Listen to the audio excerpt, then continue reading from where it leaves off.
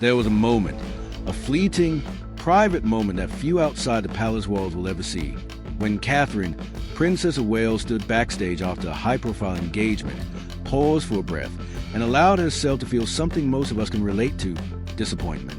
Not in a colleague, not in a fleeting situation, but in a person she once extended trust toward. Someone she hoped would be a sister-in-law, a partner in royal duty, a member of the same family. And when that trust was broken, that disappointment didn't vanish in the headlines. It planted itself deeply, somewhere quiet and personal, where hurt takes root first and only later becomes visible to the world. For years, the relationship between Kate Middleton and Meghan Markle was portrayed through carefully selected images and diplomatic language as cordial at worst and polite at best. The world saw two women walking side by side at official engagements, exchanging smiles that appeared effortless and gracious. But beneath those public appearances lay a subtle tension, not explosive at first, but noticeable to those who study body language, royal dynamics, and the nuance of interpersonal trust between people who share not just family ties, but tremendous responsibility. Trust is a fragile thing in any relationship, but in the context of royalty, it is an emotional currency more valuable than gold. When you marry into a family whose life is lived under public scrutiny, you are not just joining a household, you are joining a world of expectations, traditions, unspoken rules, and enormous psychological pressure. You are agreeing, in a sense, to relinquish certain assumptions of privacy and emotional intimacy. Yet even under these constraints, many have tried, and failed, to build genuine trust across that divide. Kate came into the royal life with a deep respect for tradition and an eagerness to serve. Her early years as Princess of Wales were marked by hard work, thoughtful engagements, and a meticulous effort to balance genuine warmth with the rigor of royal duty. Meghan arrived later, carrying her own identity, her own experiences, and a markedly different approach to public life. At first, observers considered their relationship a collection of diplomatic gestures, small interactions, and the officially sanctioned appearances designed to show unity. But it is often in the quieter, unrecorded moments, the dinners behind closed doors, the hours spent in discussions not meant for public consumption, that the truth of a relationship reveals itself. According to sources close to the British royal household, Kate's confidence in Meghan's intentions began to shift distinctly over time. At first, there may have been empathy for a new member adjusting to a world filled with emotional landmines and rigid expectation. It is not uncommon for newcomers to feel isolated or overwhelmed when stepping into a century-old institution that never pauses for breath. But empathy, as generous as it can be, has limits when accompanied by repeated behavioral patterns that undermine clarity, consistency, and emotional reciprocity. Trust, in this context, was not a gift offered lightly. It was earned through patterns of honesty, cooperation, and demonstrated respect for both personal boundaries and the invisible standards that govern one of the most established families in the world. Kate, by all accounts, approached her relationships with nuance, understanding that not every disagreement signifies betrayal, but also recognizing when behaviors begin to form a pattern that erodes confidence instead of strengthening it.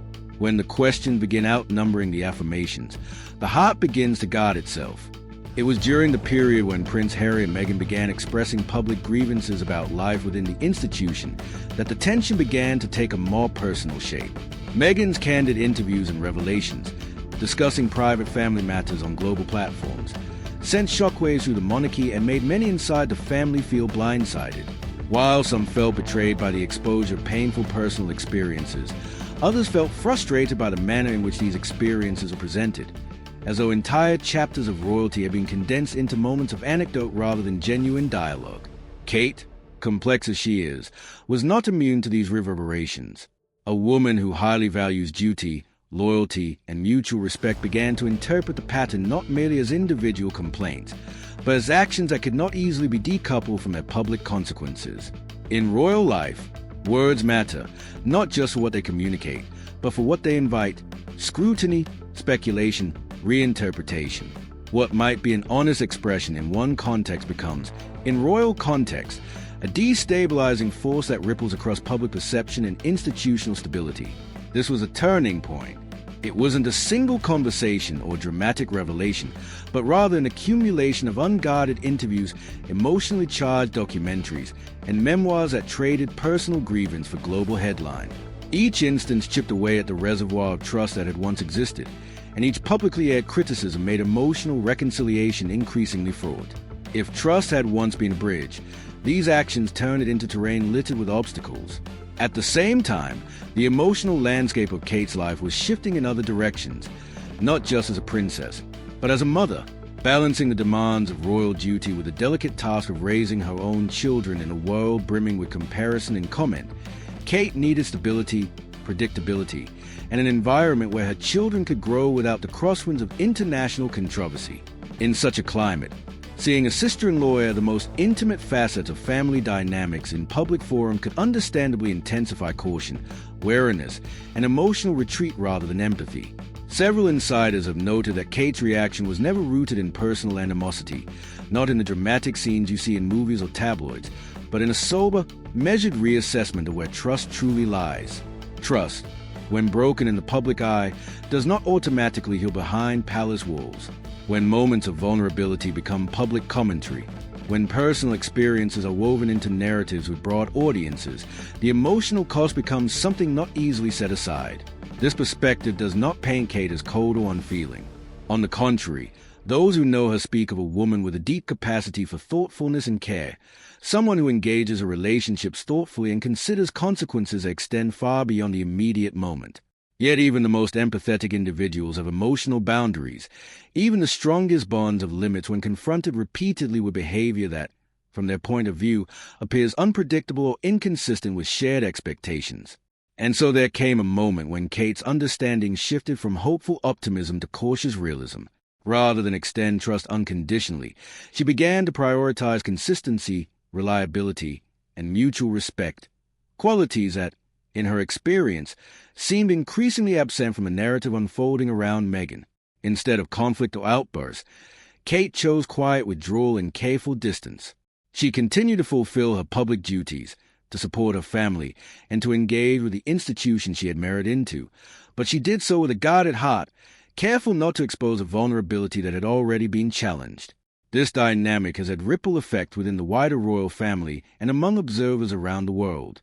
It has shaped decisions about public appearances, personal conversations, and how family relationships are presented on the global stage.